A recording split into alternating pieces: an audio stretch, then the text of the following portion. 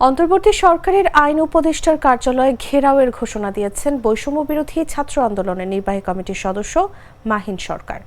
BDR হত্যাকাণ্ডের বিচার নিশ্চিতে commission গঠনে গড়িমসি করে সরকার দেশের জনগণের আকাঙ্ক্ষার বিরুদ্ধে অবস্থান নিয়েছে অভিযোগ এনে এই ঘোষণা দেন তিনি। সোমবার সন্ধ্যায় এক ফেসবুক পোস্টে তিনি এই ঘোষণা দেন। মঙ্গলবার বেলা 11টায় বিডিআর হত্যাকাণ্ডে ভুক্তভোগী পরিবারগুলোকে নিয়ে এই কর্মসূচি পালন করার কথা জানান তিনি। কর্মসূচিতে অংশ নিতে মঙ্গলবার সবাইকে কেন্দ্রীয় শহীদ মিনারে সমবেত হওয়ার আহ্বান জানিয়েছেন। সমন্বয়ক মাহিনের সঙ্গে সংহতি প্রকাশ করেছেন বৈষম্য বিরোধী ছাত্র আন্দোলনের আহ্বায়ক হাসনাত আব্দুল্লাহ ও সমন্বয়ক সার্জিস আলম।